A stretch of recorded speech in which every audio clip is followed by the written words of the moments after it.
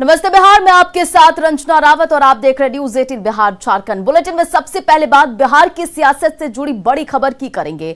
Nitish cabinet से मुकेश सहनी की छुट्टी होगी। सीएम नीतीश कुमार ने राज्यपाल से इसे लेकर अनुशंसा की है। तो बीजेपी की आपको बताते चले कि बिहार की सियासत से ये सबसे बड़ी खबर, जहां बीजेपी की मांग पर राज्यपाल से अनुशंसा मुख्यमंत्री नीतीश कुमार ने की। मत्स्य एवं पशुपालन मंत्री मुकेश सहनी हैं और बीजेपी ने लिखित तौर पर मांग की थी। आपको बताते चले कि मुकेश सहनी एनडीए का हिस्सा नहीं है, ये बीजेपी ने कहा।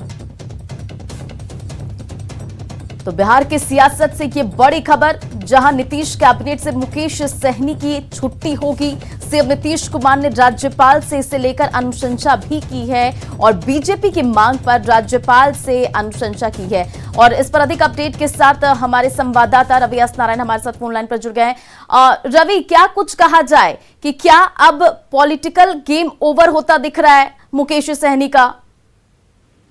जी बिल्कुल रंजना, जो भी उनकी बची हुई कह सकते हैं कि राजनीतिक पृष्ठभूमि है वो आज लगभग खत्म हो जाएगी, क्योंकि किसी भी वक्त राज्यपाल जो है बर्खास्तगी की जो पत्र है वो जारी करेंगे। क्योंकि जिस ढंग से मुकेश सहनी पिछले कई महीनों से एनडीए के मंत्री होते हुए और एनडीए के खिलाफ, बीजेपी के खिलाफ बयान दे रहे थे और उसके बाद बोचहा उपचुनाव में एनडीए के बीजेपी के उम्मीदवार के खिलाफ ही जब अपना उम्मीदवार दिया तो ये एनडीए के पूरी तरह से खिलाफ गया। और एक ढंग से आपने पिछले दिनों देखा कि मुकेश सहनी के तमाम जो विधायक है वो बीजेपी में शामिल हो गए। बीजेपी के जो प्रदेश अध्यक्ष सहित तमाम जो लोग हैं वो खुले रूप से कहने लगे कि इन्हें अपना पत्र त्याग पत्र जो है वो सौंप देना चाहिए। लेकिन उन्होंने अपने पाले की दिन जो है नीतीश कुमार के सामने डाल दी कि नीतीश कुमार वो देखेंगे। तो बीजेपी ने पिछले दिनों कल जो है उन्होंने लिखित रूप से दिया नीतीश कुमार को कि इन्हें हटा देना चाहिए और इसी कारण नीतीश कुमार ने सिफारिश कर दी है राज्यपाल के पास, इन्हें हटाने की अनुशंसा कर दी है। और आज किसी भी वक्त जो है वो राज्यपाल भवन से बर्खास्तगी की जो चिट्ठी है वो निकल सकती है। जी वाकई इंतजार होगा कि कब क्या कुछ फैसला आता।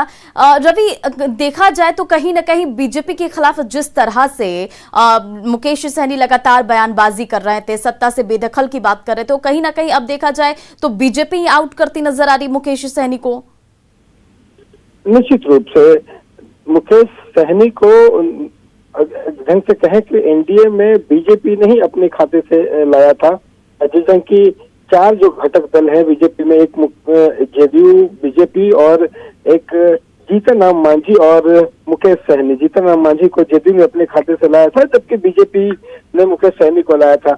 लेकिन उत्तर प्रदेश के चुनाव को अगर देखें या फिर बिहार की राजनीति को देखें, मुकेश सहनी लगातार एनडीए में रहते हुए एनडीए के खिलाफ काम करते रहे और ये किसी भी गठबंधन धर्म के लिए बिल्कुल उचित नहीं है और ये बर्दाश्त के काबिल नहीं रहा। और इसलिए बीजेपी ने न सिर्फ ने अभी राजनीति उनकी खत्म हो रही, उनके तमाम जो विधायक हैं वो बीजेपी में शामिल हुए। एक ढंग से कह सके कि इनकी जो पूरी राजनीतिक पृष्ठभूमि है वो एकदम खत्म होने वाली है। फिर से वो एक ढंग से कहें तो उसी धरातल पर आने वाले हैं जहां से उन्होंने राजनीति शुरू की थी। अब देखने वाली बात हुई कि मुकेश सहनी यहाँ से आगे उनकी राजनीतिक सफर कैसा होता है। जी वाकई देखिए, अब तो इंतजार होगा कि राज्यपाल कब फैसला लेते और क्या कुछ चीजें निकलकर सामने आती हैं। इन तमाम जानकारियों के लिए बहुत बहुत शुक्रिया। बढ़ते आगे, बिहार के दरभंगा जिले के सुपौल बाजार निवासी मुकेश सहनी का राजनीतिक इतिहास केवल 7 साल पुराना ही है और साल 2013 में उन्होंने राजनीति में कदम रखा था। उससे पहले तक वो मुंबई में बॉलीवुड इंडस्ट्री में सेट डिजाइनर थे। फिर अचानक 2020 के बिहार विधानसभा चुनाव के बाद बिहार की राजनीति में जाना पहचाना नाम बन गए। आइए आपको दिखाते मुकेश सहनी का सफर।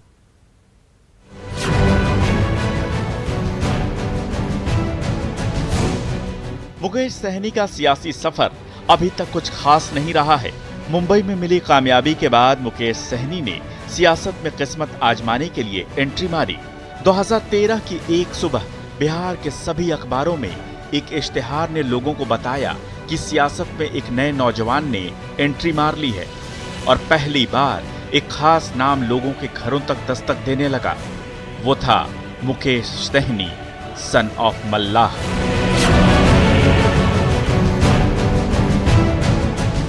मुकेश सहनी ने 2019 के लोकसभा चुनाव से पहले ही नवंबर 2018 में अपनी पार्टी बनाई थी। सियासत में वीआईपी तरीके से एंट्री लेने वाले मुकेश ने अपनी पार्टी का नाम विकासशील इंसान पार्टी रखा, जिसका शॉर्ट फॉर्म है वीआईपी।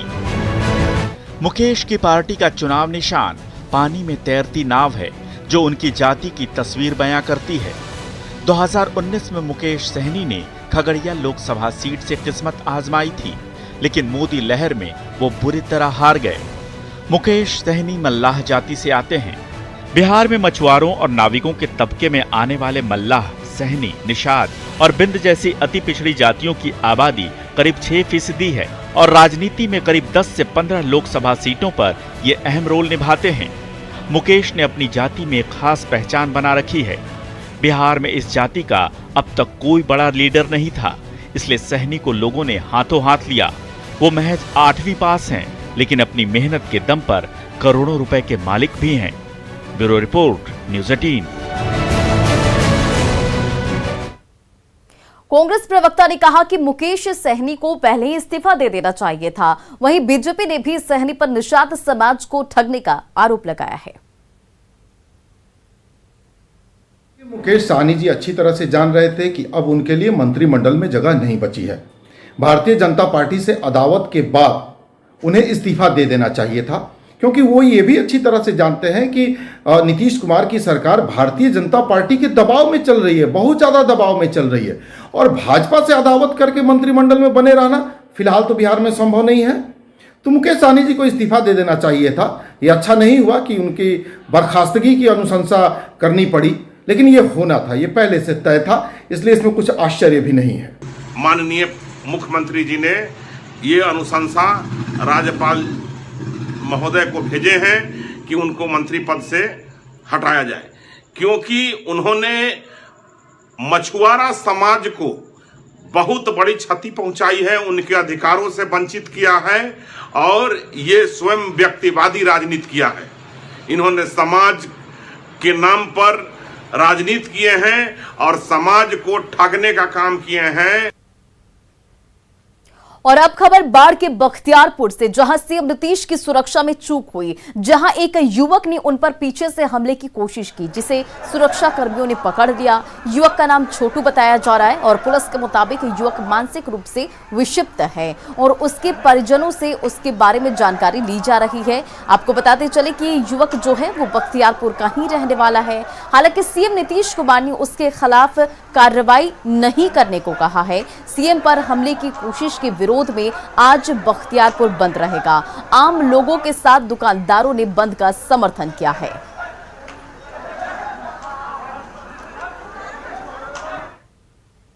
बाढ़ अनुमंडल के बख्तियारपुर में मुख्यमंत्री नीतीश कुमार पर हमले की कोशिश करने वाला युवक शंकर उर्फ छोटू मानसिक तौर पर बीमार बताया जा रहा है और छोटू के परिजनों ने बताया कि छोटू मानसिक तौर पर बीमार है। उसने 2 बार शादी की, लेकिन कोई विवाह सफल नहीं हो सका। आरोपी शंकर की भाभी ने बताया कि उसने ससुराल में फांसी लगाने की भी कोशिश की थी और उसके बाद से उसकी दिमागी हालत सही नहीं है। दोनों पत्नी और बच्चे के साथ नहीं रहते।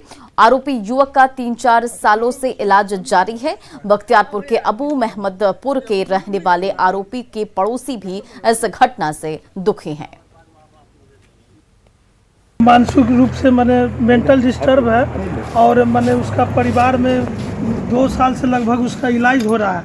ये बख्तियारपुर के लिए दुखद घटना है कि मैंने इस तरह का मैंने काम किया। जो हम लोग पड़ोसी हैं, हम लोग इसके बारे में जानते हैं कि मानसिक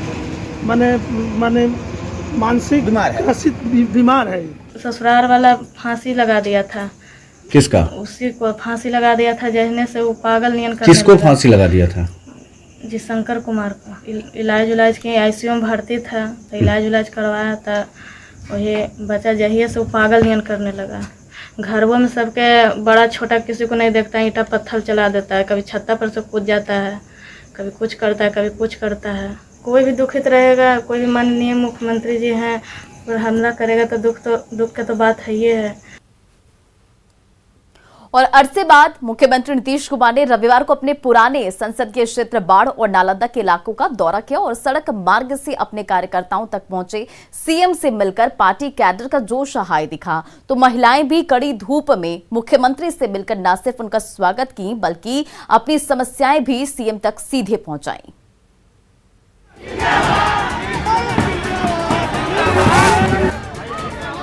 बिहार के मुख्यमंत्री नीतीश कुमार अपने पुराने संसदीय क्षेत्र बाढ़ और नालंदा के दौरे पर रहे। सीएम को अपने करीब पाकर लोग बेहद उत्साहित नजर आए। रास्ते में जगह जगह कार्यकर्ताओं ने मुख्यमंत्री का जोरदार स्वागत किया तो सीएम भी अपनी गाड़ी से उतरकर लोगों से गर्मजोशी से मिलते दिखे। दरअसल नीतीश अपने पुराने समर्थकों से मिलने के लिए पहले बाढ़ पहुंचे। मुख्यमंत्री की इस यात्रा से जेडीयू कार्यकर्ताओं में काफी उत्साह देखा गया। नीतीश को अपने बीच पाकर समर्थकों का जोश गर्मी के मौसम में भी हाई था। नीतीश जब दनियावा पहुंचे तो समर्थकों का उत्साह देखते ही बन रहा था। सीएम ने भी किसी को निराश नहीं किया और सभी का अभिवादन स्वीकार किया। मुस्कुराहट। और मुख्यमंत्री ने कई बार कहा है कि जब वो पुराने संसदीय क्षेत्र बाढ़ में जाते हैं तो उनका जो लगाव है वो, और कई लोग ऐसे जो सेल्फी भी ले रहे हैं मुख्यमंत्री के साथ और मुख्यमंत्री भी सेल्फी ले रहे हैं। काफी पुरानी यादें सर जुड़ गई है इस क्षेत्र से। हाँ, अरे हमारा तो पुराना एरिया है तो सर बीच बीच कितना मिस करते हैं सर बाढ़ अपना क्षेत्र। अगल बगल तो आते जाते रहते ही, इतना लोगों से मिलने का नहीं ना हुआ है। और कई सर कुछ लोग बहुत डिमांड कर रहे हैं सर। स्वाभाविक ना है तो ठीक है ना भाई, आए हैं काहे के लिए, इसलिए ना है कि सबका प्रॉब्लम जाने। मुख्यमंत्री पूरे गर्मजोशी से अपने कार्यकर्ताओं और समर्थकों से मिले। जाहिर तौर पर मुख्यमंत्री को अपनों के बीच पाकर लोग भी उत्साहित थे।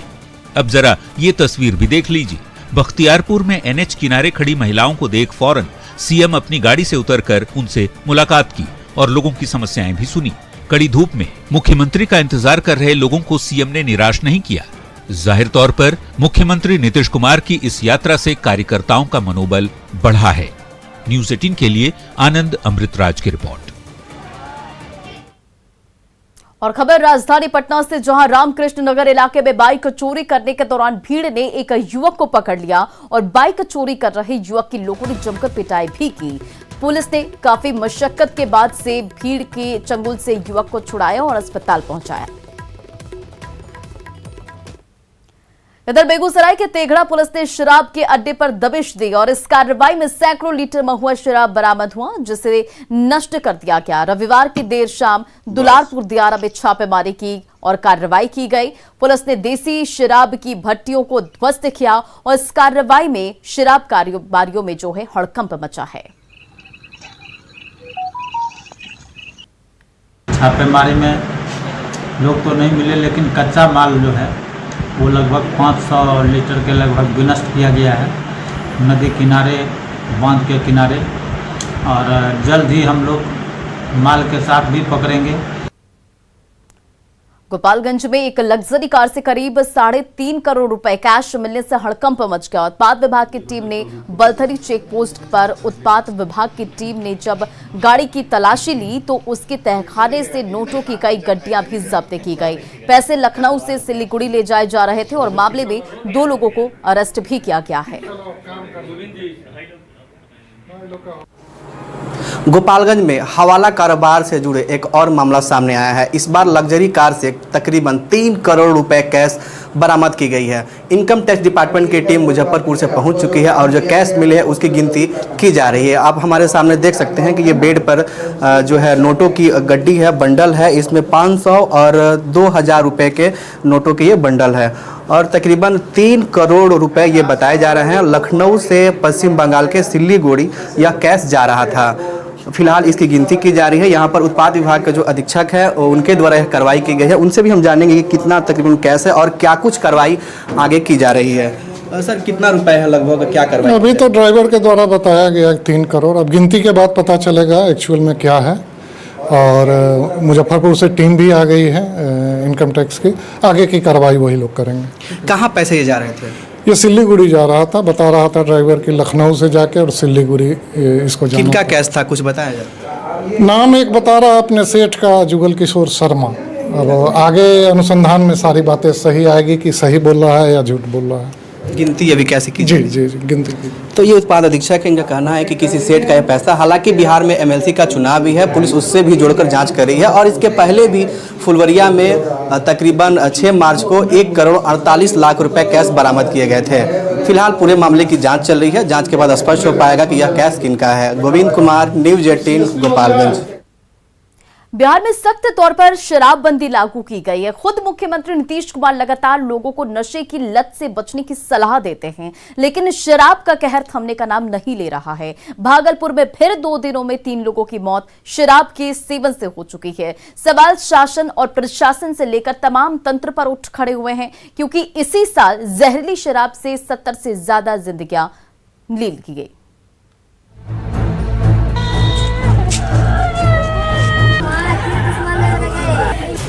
बिहार में शराब पीने की सख्त मनाही है, क्योंकि प्रदेश में शराबबंदी कानून लागू है। करीब 6 साल होने को हैं जब मुख्यमंत्री नीतीश कुमार ने बिहार में शराबबंदी लागू की थी, लेकिन शराब का कहर है कि थमने का नाम ही नहीं ले रहा। इसी महीने होली के ठीक दूसरे दिन जहरीली शराब ने 30 से ज्यादा जिंदगियां ली ली थी, लेकिन महीने के आखिर में एक बार फिर शराब ने कहर बरपाया है। भागलपुर के परबत्ती मोहल्ले में शनिवार की शाम जहरीले जाम के सेवन से 3 लोग बीमार पड़ गए थे, लेकिन शहर के सबसे बड़े सरकारी अस्पताल में इलाजरत युवक ने रविवार को दम तोड़ दिया। मृतक मुंबई में नौकरी करता था और होली में अपने गांव आया हुआ था। तो सुबह में सुता हुआ था, सो कर उठा, घर गया, घर में बोला माँ पानी दो, पानी थोड़ा सा पिया तो तलमलाने लगा। उसके बाद फिर क्या डॉक्टर को बुलाए, बोला कि 2 पानी चढ़ेगा ग्लूकोज तो ठीक हो जाएगा। अभी उसका साथी का 2 भी आदमी यहाँ पे भर्ती है। ऐसा बात 2 अभी तक भर्ती है, 1 तो दम तोड़ चुका, 2 और भी है। सब साथे पिया था? हाँ, तीनों साथे पिया था। जबकि शनिवार को ही भागलपुर के लोदीपुर थाना क्षेत्र के चौधरी डीह में 2 लोगों की मौत शराब पीने से हो गई थी। दोनों मृतक चचेरे भाई थे। मौत से ठीक पहले सुबोध ने शराब पीने की बात स्वीकार कर ली थी, लेकिन पुलिस इन मौतों को शराब से हुई मौत नहीं बता रही। हम आपको मृतक सुबोध का वो बयान सुनाते हैं जो उसने मौत के ठीक पहले कहा था।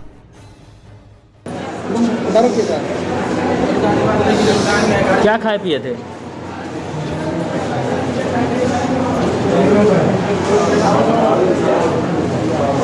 खाए पिए थे? क्या चीज? दारू पी थी। कब? कल। आखिर शराबबंदी वाले बिहार में शराब का कहर कब थमेगा, ये सवाल इसलिए भी क्योंकि इसी साल के आंकड़े बेहद खतरनाक हैं। 21 मार्च 2022 भागलपुर में 17 लोगों की मौत। 20 मार्च 2022 बांका में 12 लोगों की मौत। 20 मार्च 2022 मधेपुरा में 4 लोगों की मौत। 16 मार्च 2022 कटिहार में 3 लोगों की मौत। 13 मार्च 2022 गोपालगंज में 7 लोगों की मौत। जनवरी 2022 सारण में 15 लोगों की मौत। जनवरी में ही नालंदा में 14 लोगों की मौत हो चुकी है। सवाल उस प्रशासनिक तंत्र पर भी उठ खड़े हुए हैं जिस पर शराबबंदी कानून को लागू करने की जिम्मेदारी है। तभी तो हम ये सवाल पूछ रहे हैं कि आखिर शराब पीने वालों तक कैसे पहुंच रही है शराब? पुलिस शराब तस्करों पर कार्रवाई क्यों नहीं करती? लगातार हो रही मौतों पर पुलिस किसी नतीजे तक क्यों नहीं पहुंचती? ज्यादातर शवों का पोस्टमार्टम क्यों नहीं कराया गया? क्या पुलिस मौतों की सच्चाई छिपाना चाहती है? शराब से हो रही मौतों के लिए आखिर जिम्मेदार कौन है? न्यूज 18 के लिए भागलपुर से आशीष रंजन के साथ ब्यूरो रिपोर्ट। और फिलहाल इस बुलेटिन में इतना ही। बने रहा आप न्यूज 18 बिहार झारखंड के साथ।